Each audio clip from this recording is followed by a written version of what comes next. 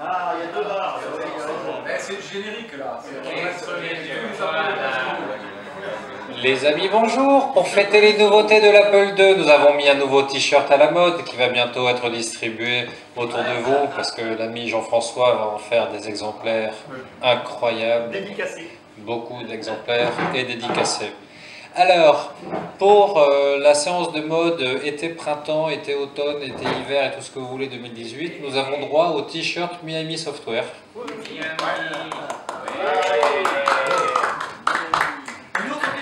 Je prendrai un Malibu. Tu sais que tu finis sur Internet, Première question. Qui est Miami Software? Sensei. Alors, Sensei est une réponse, oui. Alors, qui donc est Miami Software? Les amis. On va demander à un ami dans le public. Jean-François, qui est Miami Software? C'est la société virtuelle, on peut dire, du FUC pour ses produits logiciels. Voilà, c'est la société virtuelle du French United Crackers Beep Clan pour ces logiciels on va dire commerciaux qui étaient développés sur Apple IIgs à la fin des années 80, début 90 et qui a publié un certain nombre de jeux, dont Sensei, dont l'autre, j'ai oublié à chaque fois le nom, pardon? Non, oui, mais c'est le vrai nom commercial, je ne sais plus. Et celui qui n'est jamais paru, mais qui était distribué, qui s'appelait Teenage Queen, qui est un jeu de cartes, je ne sais plus comment on appelle ça, de poker, merci. De poker strip, oui, effectivement. Alors, c'est sympa ce petit moment de nostalgie. Mais on va démarrer par, on va faire ça en 4 étapes, hein, ou 3, je ne sais même plus, je ne sais plus compter. La partie matos, le matos de l'Apple II. Toujours beaucoup de produits qui sont sortis ou qui vont sortir, c'est du matériel moderne et qui permet à vos Apple II de vous connecter à Internet, de récupérer des images disques et de les utiliser de manière simple, rapide, efficace et de c'est très user-friendly comme on dit. Et donc j'en ai quelques-unes avec moi, je vous inviterai à les voir, elles sont installées dans mes ordinateurs en général et vous pourrez jouer avec si vous voulez. On va commencer par la première. Hop.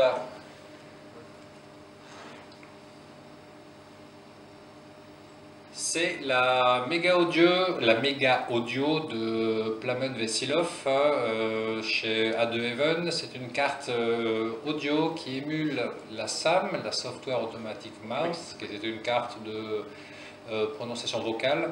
Ça émule aussi la Booking Board de Suite Micro Products et ça émule aussi les cartes ALF, la AM2 Synthesizer et AM, je ne sais plus comment elle s'appelait, de ALF Products, qui est l'un des premiers fabricants de cartes d'extension pour Apple II. Et donc c'est fait avec le design et la fiabilité des produits de Plamen, avec des technos modernes. Et on peut y brancher un petit boîtier externe pour piloter. Il y a un contrôle panel intégré et on peut choisir par slot la carte audio que l'on veut simuler et émuler. Et vous branchez ça, et je vous ferai une démonstration, vous branchez un jack. Amplifié ou non amplifié, et ça vous simule et ça vous émule correctement les cartes. Donc c'est assez balèze, c'est pas mal. Et c'est disponible, je crois, version qui ne marche pas spécialement bien celle-ci sur Apple IIgs, donc version en cours de correction. Comme d'habitude, ne piquez pas mes cartes parce que ce sont des bêtas et c'est pas fini. Mais le prix de vente, je ne le connais pas de celle-ci. Et on a quand même en un seul produit la capacité de pouvoir utiliser un nombre quand même incalculable de jeux, style Skyfox qui était compatible Booking Board, et en une seule carte, et avec, comme je disais, une fiabilité quand même importante, et surtout cette, comment je pourrais vous dire ça, la facilité en fait d'avoir accès en 2018 à du matos qui date du début des années 80 et émulée correctement. Donc ça c'est quand même pas mal. Ça évite d'aller sur eBay, d'acheter une carte Mockingboard à 150 balles, alors qu'on peut avoir peut-être pour moitié prix quelque chose qui en émule plusieurs. Donc ça c'est bien et c'est recommandé. Alors, une autre carte qui a été présentée à la Kansas Fest, c'est la carte vide 1080, vide HD 1080p de John Brooks. John Brooks c'est connu sur l'Apple II, l'Apple IIgs. Pourquoi? Pardon? Non, pour la carte vidéo, nous sommes d'accord. Quels sont les logiciels qu'il a portés alors qu'il est encore étudiant et en culotte courte sur Apple II GS? Olivier Z, par le rang des hasards. Rastan, Tomahawk. Tomahawk, The Hunt for Red October, et aussi l'ami Rastan, qu'il a fait tout seul dans son coin et que Taito lui a dit écoute, vas-y, mais termine, et voilà. Donc qu'a-t-il fait avec un de ses collègues de bureau? Il a fait une carte vidéo compatible HDMI 1080p, donc si vous avez un écran sur 720, c'est votre chemin. Une carte en vente à partir du mois d'octobre pour 129 $. En pré-réservation, je vous ferai une présentation plus précise demain de la carte et de tous ces modes d'affichage vidéo. Mais à retenir, c'est une carte qui permet de reproduire, de simuler et d'émuler correctement l'ensemble des formats d'affichage vidéo de l'Apple II. Et quel que soit l'Apple II, aussi bien l'Apple II, de plus, 2 Euro+, 2E, pas Advanced, 2E amélioré, 2GS, Cortland, ROM 1, ROM 3, ROM, tout ce que vous voulez. Et pas 2C. Voilà, c'est une version qui ne marche pas pour Mario, qui est le seul à avoir un 2C. Et pourquoi? Parce qu'il n'y a pas de slot d'extension dans un 2C. Tout simplement. Et ça marche du tonnerre, vous verrez ça demain. Très bel affichage. Alors je ne l'ai pas parce que je l'ai oublié, en tout cas dans ma partie. Yan Kim, qui est notre ami coréen de Apple2.net, a sorti une carte Z80. C'est pas sa première carte Z80, mais là il a fait avec sa turbo machin une évolution qui permet de mettre une sorte de carte fille et qui permet d'émuler et de jouer au jeu ColecoVision sur Apple II. Donc évidemment, en fait, il sert de l'affichage de l'écran pour sortir le mode. C'est pas une Coleco dans un Apple II, mais c'est une Coleco avec le support de l'Apple II. Et donc il a fait des démonstrations de soft à Coleco et ça marche pas mal. Alors moi qui ai encore le catalogue 1983 de Midi Caoutchouc là, à Toulouse, où il y avait la Coleco qui était en vente et j'en rêvais, là je pense qu'on pourrait revivre ce moment de nostalgie des années 80. Belle bécane, c'était quand même joli. Et les jeux MSX. Et des jeux MSX, ouais. De certains jeux MSX, ça marche aussi effectivement avec les jeux MSX. Donc voilà, si vous aimez ce genre de choses, allez-y, ça marche plutôt pas mal. Pardon? Je n'ai pas d'idée du tarif, je ne m'en souviens plus. Notre ami de la CFFA 3000 que vous connaissez tous, qui est la carte d'extension Zoop. Bonjour. C'est une carte d'extension disque qui émule et simule le SmartPort et les disques 525, qui a un port USB et un port compact flash. C'est le 5e run de cette carte-là, donc il en a Rich Dreher en a vendu plus de 1000, vous allez voir sur dreher.net. Il y a le 5e batch qui a été lancé. Il en a vendu sur 250, je crois la moitié ou quelque chose comme ça, voire peut-être tous, ou pas loin. Pardon, il en reste encore.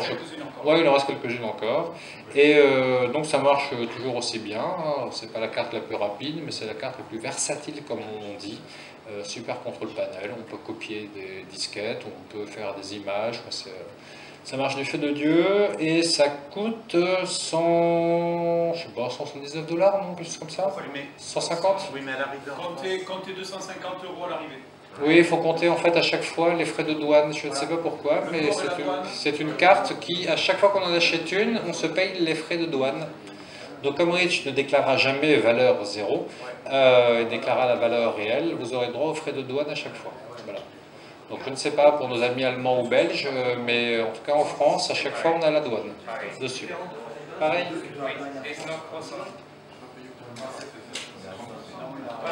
Alors la nouvelle carte contrôleur aussi que vous ne connaissez pas s'appelle la disque 2, c'est une carte qui vient de sortir et qui permet de reconnaître les lecteurs de disquettes 525 sur Apple II et ça reconnaît donc 13 secteurs par 35 pistes, ça fait 128 kilos de... non. Excellent, excellent, allez, laisse tomber, allez. Ah pardon, je me suis trompé. Ah pardon, c'est pas la bonne carte, pardon. Alors, 78. vous connaissiez cette carte-là, Ethernet, de Glenn Jones, sur a2retrosystems.com. Carte Ethernet qui, je sais pas, du Ethernet 10 je crois, version numéro 1, qui se connecte, qui vous permet de connecter votre ordinateur Apple II de toute dernière génération à Internet. C'est fabuleux. Bon, ça ne fait pas de sécurité, hein. Donc ça fait bien du FTP, ça fait des trucs sans les S. Vous enlevez tout ce qui est S, et s'il y a du S, ça ne marchera pas, mais ça c'est lié aux protocoles qui ne sont pas reconnus sur l'Apple II. Mais ça marche bien, très pratique avec ADT Pro pour faire des copies de disquettes, etc. Ça marche bien sur l'Apple II. Si, ça marche très bien sur l'Apple II. C'est une carte très fiable. Est-ce qu'on peut la commander maintenant? Alors cette carte, qui est la carte Ethernet dont je vous ai parlé, ne se vend plus. C'était simplement pour faire la transition en fait vers la carte Ethernet numéro 2 qui est sortie il y a déjà quelques temps. Grande différence entre la 1 et la 2, c'est qu'en fait, elle est bleue. Première chose, elle est bleue. Donc comme elle est bleue, elle va beaucoup plus vite. D'accord, hein, parce que le bleu c'est faster than green. Non, sérieusement, elle est intégrée déjà, il n'y a pas le petit chip supplémentaire, mais surtout, en fait, le port Ethernet est mis vers l'arrière, vers le clavier, plutôt, donc vers l'avant de l'ordinateur, tandis que là, quand on a un Apple II GS, on avait ça vers la face arrière de l'ordinateur et ça tordait le câble. Donc maintenant, c'est tourné vers le clavier, et c'est quand même beaucoup plus pratique, ça évite de tordre les câbles. Et Dieu sait que quand on a travaillé 10 ans chez un fabricant de câbles, on n'aime pas les câbles tordus. Bref, nouveau chip. Et un chip WizNet dont j'ai oublié à chaque fois la référence, qui est un chip qui contient en fait une stack IP. Donc elle est beaucoup plus simple parce qu'en fait elle fait pas vraiment le café, je ne sais pas si elle fait les S, j'en sais rien, mais en tout cas elle fait stack IP, elle fait tout, 4 ports, je ne sais plus qu'on appelle ça, 4... oui. Pardon 4 4 sockets ou je sais pas quoi, merci, voilà, comme moi je connais bien le réseau. Donc vous branchez et ça marche toujours avec la DT Pro. Il y a des softs reconnus comme Spectrum, Marinity sur Apple II GS qui a un layer, une couche qui reconnaît l'Ethernet 2. Et très facile à programmer semble-t-il, moi j'ai toujours rien compris. Et c'est en vente je crois. Où ça va être de nouveau en vente parce qu'il y a en ce moment en fait une nouvelle version de l'Ethernet 2 qui a été repensée, simplifiée, optimisée d'un point de vue hardware, le software restant le même, le firmware restant le même, pour permettre d'aller plus vite, etc. Donc elle est testée par nos copains d'Australie.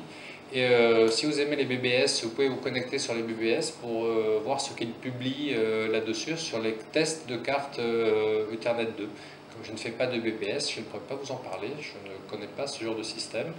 En tout cas, celle-ci fonctionne bien. Et c'est en vente, c'était 80-90 $, je crois, dans mes souvenirs, la carte Ethernet.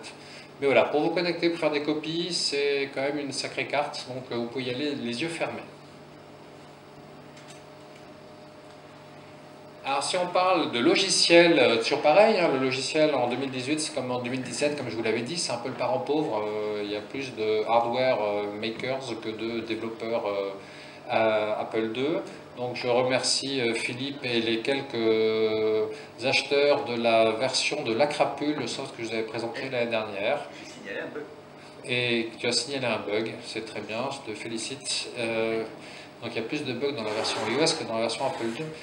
Bref, la crapule, donc on a sorti, adapté du jeu Macintosh de 84 ou 85 de Froggy Software, qui est sorti avec Olivier sur Apple II, je crois l'année dernière, a été porté par Pierre Durand, un de nos copains belges. Donc il y a des gens bien en Belgique, hein, C'est quand même assez extraordinaire. Et cette année, donc la crapule existe sur iOS et Android, et je vous invite à l'acheter pour supporter les développeurs indépendants. Et on ira voir la petite Pierre pour leur dire aussi de faire la même chose. Donc c'est un jeu comme avant, comme à l'ancienne mode. Vous tapez des commandes, pousser porte, ouvrir porte, tirer chasse d'eau, des trucs comme ça. Et il faut progresser pour trouver qui a tué le comte de la fêlure. Donc disponible près de chez vous. Est-ce qu'il est disponible aussi en anglais? Alors ce soft existe sur toutes les plateformes en français et en anglais. Dans mes souvenirs, je crois aussi que la version iOS et la version autre existent en anglais, je crois. Oui, ça s'appelle The Villain. Non, ça s'appelle le Schrundel ou je sais plus quoi. Mais c'est une version différente. Il faut acheter la version en anglais si vous... Oui, je crois que c'est sur l'Apple II. On a multiplié les sources. Donc tu as soit la version française, soit la version anglaise, soit la version 5.25, soit la version 3.5. Donc si tu veux les 4 versions, être complet et avoir un pins et avoir mal au trou de balle, il faut commander les 4 versions. Voilà, c'est comme ça. Non, il faut supporter les développeurs indépendants et qui vous le rendent bien. Michael Packard, un vieux de la vieille du monde de l'informatique en fait, c'est assez amusant parce qu'il est sorti il y a quelques années, on ne savait pas d'où il venait, mais en fait ce monsieur a travaillé, je crois pour Infocom, pour Interplay, c'est ça, oui Interplay, merci, pas Infocom, pour Interplay. Il a fait du game design ou de l'art ou testeur. Voilà. Il était testeur sur les jeux Interplay, par Style & Co. Et un jour, il s'est mis à faire du développement et il a sorti des jeux. Il a sorti Alien Downpour sur cassette et sur disquette Apple II il y a 1 an ou 2. Et il l'a vendu, donc ça c'est super. Moi je suis content d'avoir des développeurs indépendants qui arrivent. Et vous avez en pré-réservation son nouveau logiciel qui s'appelle Oid Zone, qui est un jeu un peu à la Vectrex avec le petit vaisseau qu'on voit de haut, qui doit tourner, qui doit détruire les petits méchants qui arrivent sur lui. C'est un clone de quelque jeu sûrement, non? Ouais, ça ressemble à un clone d'un jeu astéroïde ou je sais pas quoi. Voilà. Original, oui. Oui, c'est très original. Donc merci Michael pour nous avoir sorti ce beau logiciel et je vous invite à supporter Michael et d'acheter son logiciel. Vous avez également, je vous en ai parlé tout à l'heure, là, donc Peter Ferry, Mark Pilgrim et Quinn Dunkey ont sorti Pitch Dark, qui est cette interface qui permet de jouer à un nombre de jeux incalculable Infocom, aussi bien sortis sur Apple II que sur d'autres plateformes.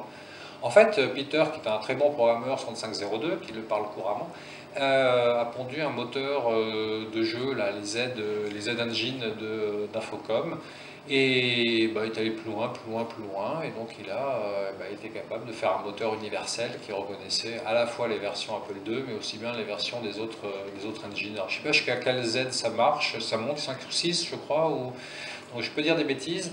Mais en tout cas, c'est disponible sur archive.org et vous pouvez jouer à tous ces jeux difficiles où même moi, j'avoue que je ne comprends pas un traître mot. Le vocabulaire est beaucoup trop riche pour moi. Donc, à part pousser porte et mettre nord et mourir au bout du 3e nord, je ne sais pas jouer à ce genre de jeu. Mais en tout cas, tout est disponible. C'est gratuit et il n'y a pas de version française. Donc là, tant pis pour vous, il faut apprendre l'anglais.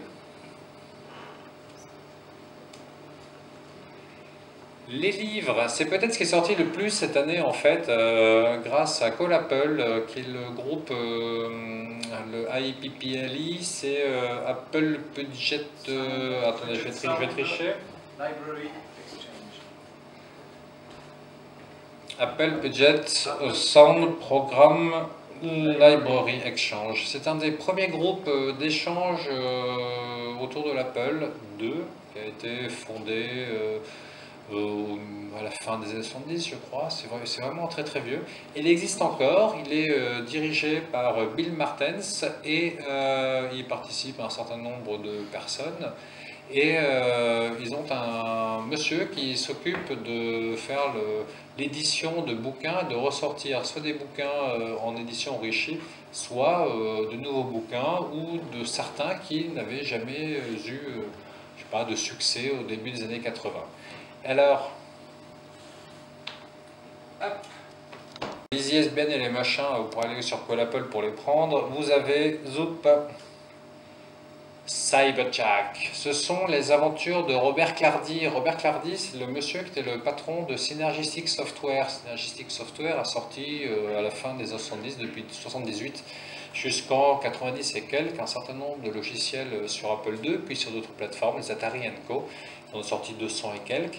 Et là, ce sont les aventures du businessman, en fait. Et il raconte sa vie professionnelle du début et comment il a développé l'activité, comment il s'est battu avec Atari pour récupérer de l'argent sur un logiciel qu'ils avaient fait, qu'Atari n'avait pas voulu les payer. Et c'est à la page de gauche, je ne sais plus quel numéro de page, mais en tout cas, c'est marqué dedans. Très intéressant à lire. Bon, évidemment, c'est une vision années 80. Mais moi, je pense qu'il y a des choses qui peuvent s'appliquer. J'aime beaucoup ce qui est marqué sur le 4e de couve. Soyez au bureau 1 heure au moins par jour pendant que Bob y est, Bob étant Robert Clardy. Participez aux réunions d'équipe qui ont lieu 2 fois par semaine et qui durent 1 heure. Quand on vous demande de faire du boulot, faites-le. Ne jamais voler de code source. Donc ça, ils pensaient déjà à protéger leur IP, ce qui est plutôt pas mal. Ne soyez jamais désagréable avec les clients. Donc c'est vrai que si vous voulez vendre des softs, il faut plutôt avoir, et ça Stéphane nous le dira, il faut peut-être être gentil avec les clients plutôt que de leur dire tu es méchant. Et si vous voulez, faites exploser les bombes d'eau dans les zones réservées aux fumeurs. Voilà. Donc ne fumez pas, c'est mauvais pour la santé. D'accord ? Alors on continue avec Robert Clardy. Alors je ne sais pas si on passe un accord, mais en tout cas il y a un autre bouquin et que personnellement j'aime beaucoup parce que c'est un... Hop, c'est dans ce sens-là, pardon. Ce sont les bouquins Apple II de Synergistic Software, c'est-à-dire sur les premiers softs sur cassette comme Dungeon Campaign jusqu'en 82, et avec le mode d'emploi, des shoots écrans, copie de la pochette du logiciel. Donc je vous invite à parcourir, si vous êtes curieux par toutes les choses que les amis ont fait chez comme Dungeon Campaign, et vous voyez les graphismes haute résolution graphique qu'il y avait, 256 milliards de couleurs, résolution 3000 par 3000 sur un Apple II en 1978, Dungeon Campaign. Je vous invite à le lire, c'est quand même super intéressant, ça m'a permis de voir un peu l'évolution du jeu vidéo, en tout cas d'un point de vue Synergistic Software, qui était quand même spécialisé dans les jeux de rôle et qui simulait des labyrinthes ou l'évolution au travers de la page graphique basse résolution. Donc c'est super primaire, mais il y avait un scénar et c'était quand même pas mal. Ensuite, le bouquin, la Bible, la Vulgate. Ça, c'est pas nouveau, ça, Antoine, celui-là. 2016. Alors ça, c'est la version enrichie. Voilà, c'est comme le E de Enhanced. Ouais. Voilà. Ouais, Il y a la 6502 à l'intérieur. C'est un moment qu'il est sorti. C'est Il y a vrai. un vrai 6502. Est-ce que vous voulez voir la page centrale? Fabuleux. Très jolie page centrale. Alors c'est quoi? Ça, c'est un bouquin de référence là, de M. Lubert et de l'autre, dont j'oublie chaque fois le nom, de Phil Daly. Tout ce que vous avez voulu savoir sur l'Apple II, c'est un peu comme les Understanding des Apple II là, de Jim Satter, c'est à peu près la même chose d'un point de vue Soft & Co. Vous avez le détail de tout. Là, page 0, si je suis sur Prodos, ici j'aime beaucoup les adresses des lignes en mémoire, haute résolution graphique, avec correspondance hexadécimale et décimale. On va aller poker un pixel. Voilà, on va aller poker un pixel au bon endroit quand vous voulez, avec la couleur que vous voulez. Donc c'est génial, c'est enrichi parce qu'il y a quelques ajouts modernes avec l'arrivée de l'Apple IIc+, par exemple, des informations sur l'Apple IIgs, un petit peu, je trouve qu'il y en a moins que ce que j'aurais bien voulu voir. Mais bon, ça c'est des formations professionnelles si je puis dire. Et donc version enrichie, ça existe disponible comme tous les autres bouquins en fait chez Colapple, comme je vous l'ai dit, c'est Lulu qui les imprime et qui vous les envoie. Mais ça n'existe pas en format numérique. Donc c'est que du format papier. Si j'ai bien compris ce que disait Bill, mettre des DRM et publier du PDF, ça coûte plus cher que d'imprimer du papier, semble-t-il. Donc voilà, ça c'est un message que je passe. Et le dernier qui vient de sortir, ça s'appelle Tome of Copy Protection, qui est de Bruce Jones et de Lane Roth, et qui a été publié, c'est pas un vrai bouquin publié, mais ce sont des photocopies et des articles écrits par ces deux messieurs dans les années 80, milieu des années 80. Donc ces messieurs, ils étaient chez Ideas from the Deep. Ça vous dit quelque chose, ce nom-là?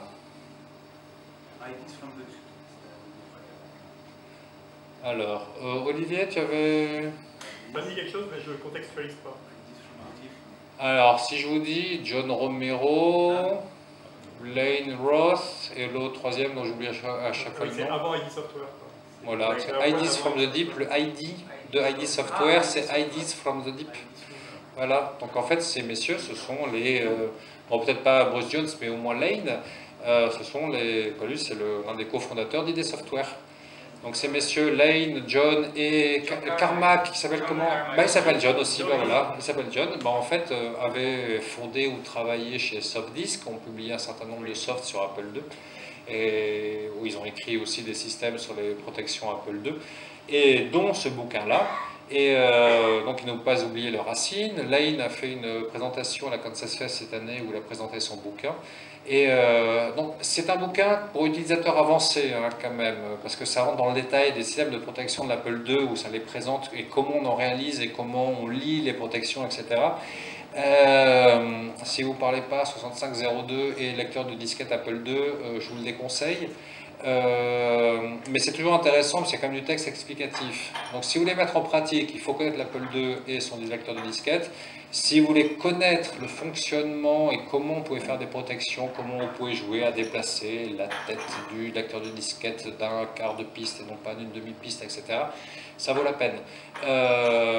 Mais sinon, je vous invite à le lire quand même pour ça, je l'ai pris. C'est riche, il y a la moitié de pages, ce sont des listings des codes sources qui permettent de lire et d'écrire les systèmes de protection qui sont détaillés dans ce bouquin-là. Ça va vraiment très en détail. Ça va de sortir, c'est tout frais, il existe en couverture souple et en couverture dure. Et il n'existe pas en PDF, il n'est pas copiable, il est protégé contre la copie aussi. Et disponible à, je sais pas, 30-40 $, je crois, quelque chose comme ça, je ne sais plus exactement le prix. 40 peut-être en couverture dure et 30 et quelques en couverture souple. Donc voilà, supporter les éditeurs indépendants qui font ce genre de bouquins, parce que c'est du boulot de Brian Weiser qui fait toute l'édition et de Bill qui s'occupe de la partie contractuelle, et de Lane et des autres qui font la relecture, et ça vaut la peine, c'est sympa de supporter tous ces gars-là qui consacrent un peu de temps pour nous pondre des logiciels, du matériel ou des livres. Voilà. Et un peu c'est un euphémisme. Pardon? Un peu c'est un euphémisme. Oui, un peu, oui, c'est beaucoup, oui. Est-ce qu'il y a des informations aussi du smartboard, des disquettes 3.5? Non, c'est orienté, en fait, ce sont des articles, ils ont écrits au milieu des années 80, 84 à 86, qu'ils ont distribués un peu sous le manteau, façon de parler, de manière confidentielle. Merci Philippe, c'est exactement ça. C'est pas sous le manteau, mais confidentiel, c'est-à-dire ça n'a pas eu beaucoup de succès. Mais c'est un peu comme le bouquin de JPL, le système d'exploitation et de protection sur Apple II. C'est aussi bien, ça vulgarise les systèmes de protection et donc lecture-écriture, mais ça permet aussi à des personnes qui viennent d'autres mondes de comprendre le fonctionnement des lecteurs de disquettes, ça peut s'appliquer à d'autres mondes. Et donc en 80, à cette époque-là, il n'y a que des disquettes 525. Donc ne sont pas couverts tous les systèmes de protection, parce qu'il y en a eu d'autres qui ont été créés après. Sanoku, donc connu 525, pas de SmartPort, et oui, ça reste limité à ça, mais tous les systèmes ne sont pas décrits.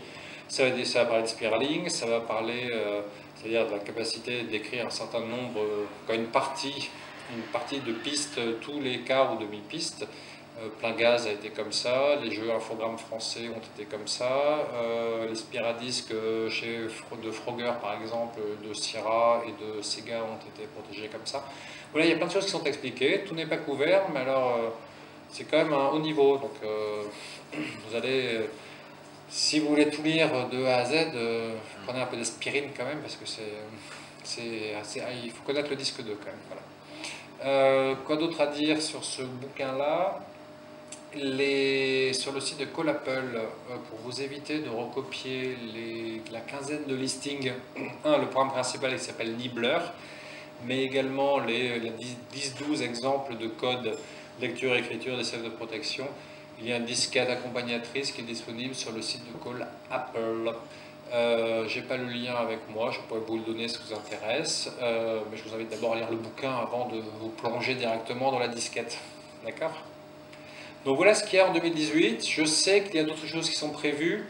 La dernière, j'en ai pas parlé là, parce que je sais pas dans quelle rubrique la mettre, et je vous en fais une session demain, mais je vais quand même vous le montrer maintenant. Hop. Ça s'appelle Apple Sauce.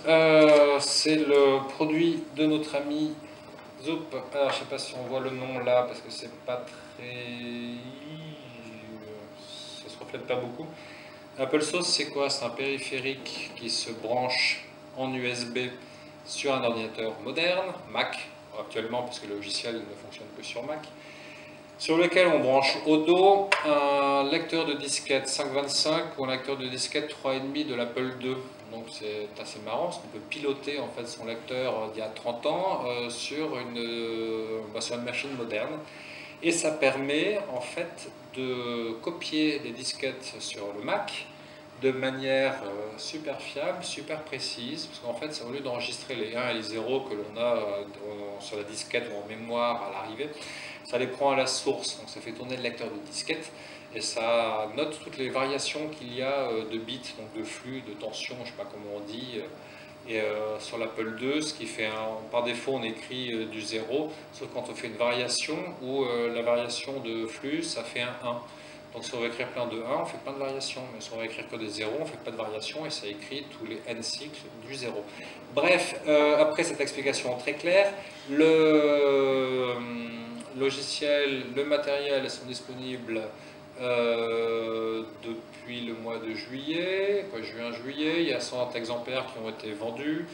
Il y a un nouveau run, comme on dit aux États-Unis, pour les 100 prochains exemplaires, et c'est vendu au prix de 199 $ dans la version simple, c'est-à-dire qui lie les disquettes protégées ou non protégées 525 et la version Deluxe, comme Brutal, mais ça c'est une impression de revenez-y, à 249 $ qui lie aussi les 3,5. L'intérêt c'est quoi? C'est, comme je dis, ça lie les 1 et les 0, mais en fait ça permet de garder intactes les protections qu'il y a sur les disquettes. Donc au lieu de faire, pour préserver le patrimoine d'Apple II, je prends une disquette, je la déplombe, je ne la signe pas et je la mets à disposition de la communauté. C'est que je prends une disquette, je fais une image et je garde l'image protégée et dans un format particulier qui s'appelle le format WOZ qui vient de sortir, répondu aussi par John Morris, et qui permet de faire tourner une disquette dans son état d'origine avec la protection intacte. Donc ça c'est quand même assez fortiche. Et donc pour ça, c'est un peu comme le DD que j'avais pondu il y a quelques années, c'est intéressant à partir du moment où c'est supporté. Et là, John a fait un très bon boulot, puisqu'en fait, OpenEmulator, Virtual 2, qui sont des émulateurs, reconnaissent le format WOZ. Il y a Microm 8, qui est l'émulateur de Apple II, de nos copines australiennes, dont j'ai oublié le nom. Et je crois qu'il y en a un quatrième qui reconnaît le format WOZ, mais je peux me tromper. Donc ça c'est niveau logiciel, donc vous mettez votre disquette au format WOZ, et hop, votre image disque au format WOZ, et ça permet de lire sur ces émulateurs-là.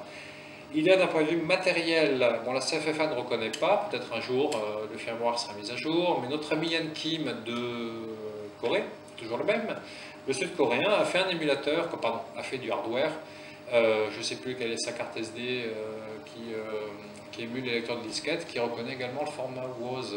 Ça c'est pas mal. Alors je ne sais pas si c'est disponible ou pas, il en a parlé sur le Tom6 Apple II, il a fait une annonce un jour en disant tiens, voilà mon émulateur supporte le WOZ, c'est top. Le WOZ évidemment il est supporté entièrement à partir du moment où on fait la lecture et l'écriture. Et donc ça marche plutôt pas mal. Et quoi d'autre au niveau du support? Je vais vous faire une démonstration demain, on va prendre des disquettes protégées et je vais vous montrer comment ça tourne bien une fois que c'est copié sur le système.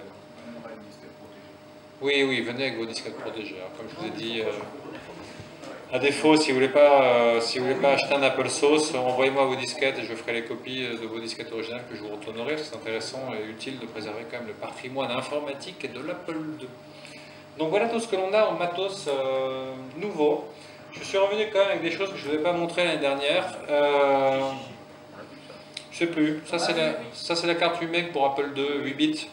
qui émule les RAM Works & Co. Donc c'est des bandes de 64K, c'est compatible Apple Works & Co. Bon, après Apple Works ne reconnaît que jusqu'à 5 à 6 mégas sur les 8, mais ça marche en RAM disk, etc. Donc ça marche bien et ça permet aussi de sauvegarder le contenu à partir du moment où on met une pile.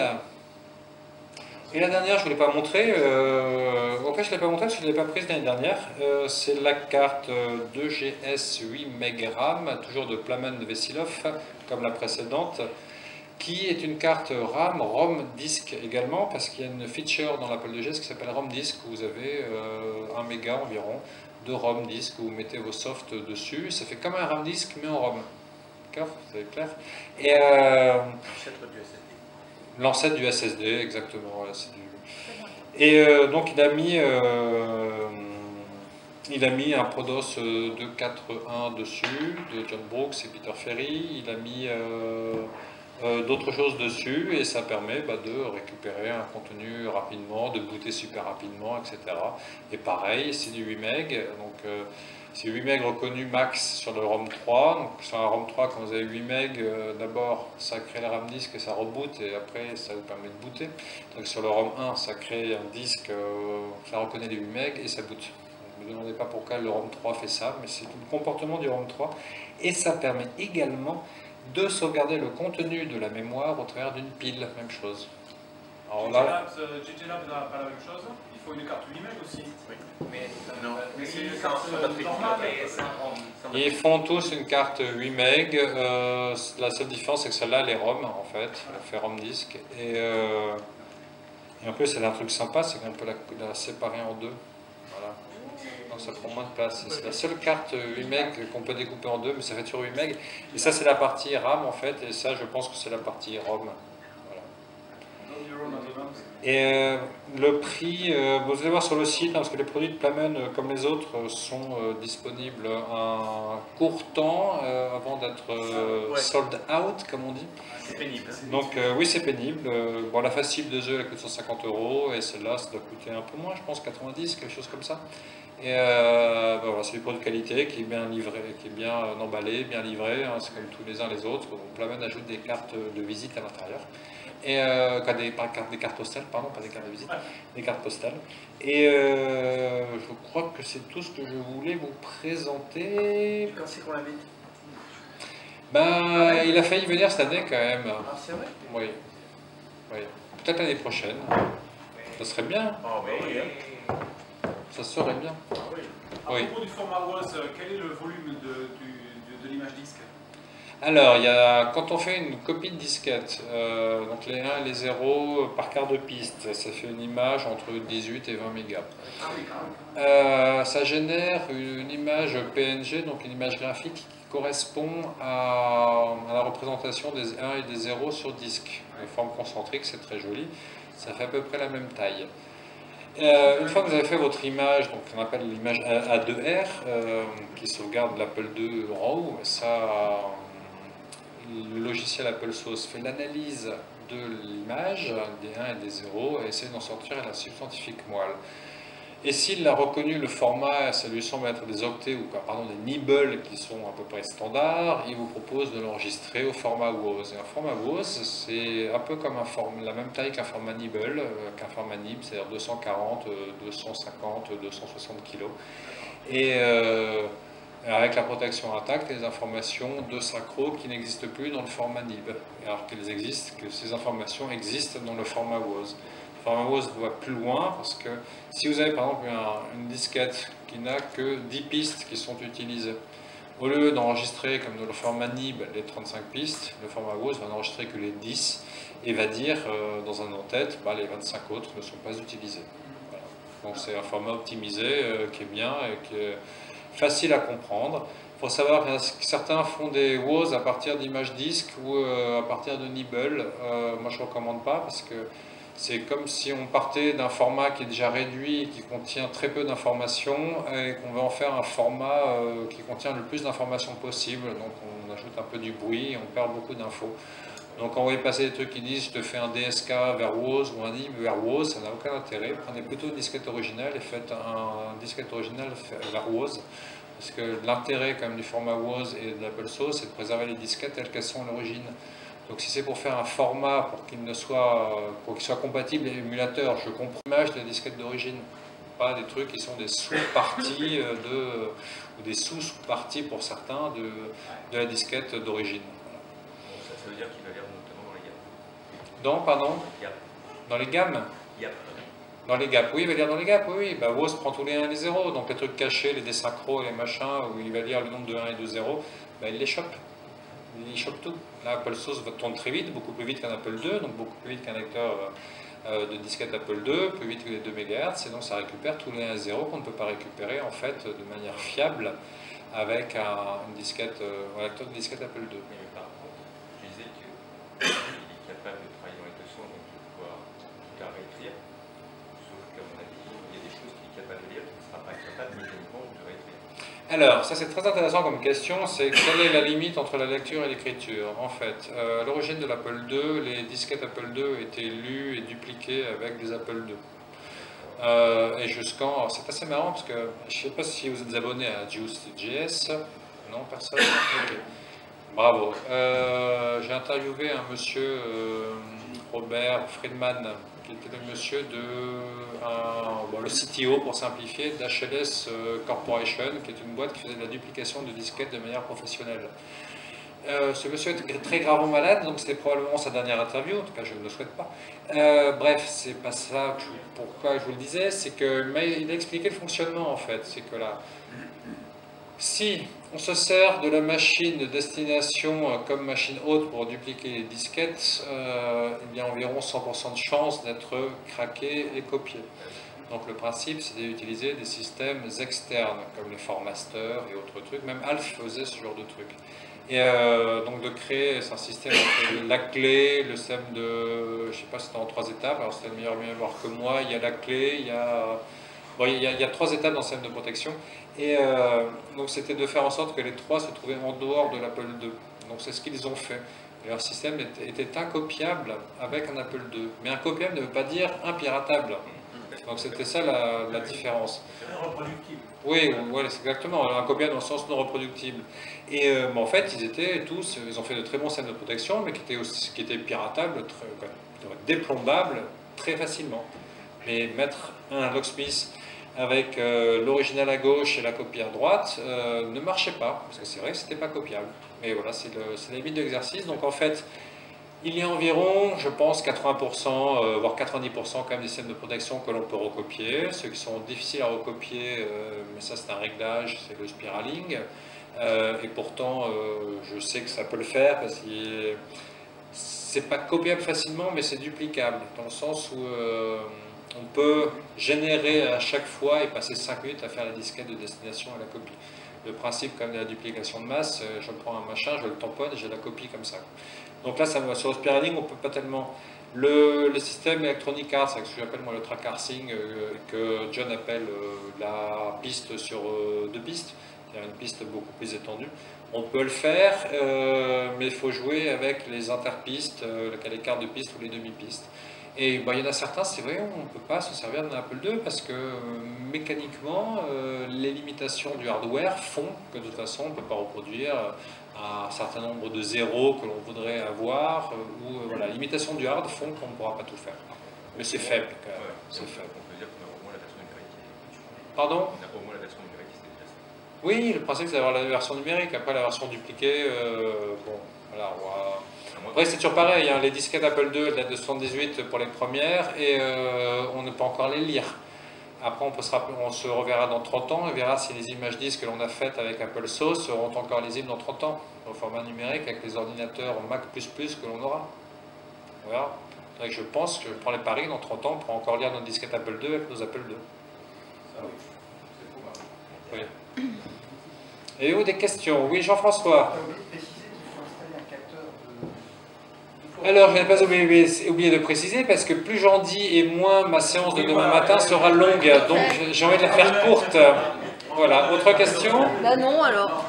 Très bien. Apple Sauce, c'est fini, on verra demain. Sur Apple Sauce, c'est fini. Bravo. Merci à vous.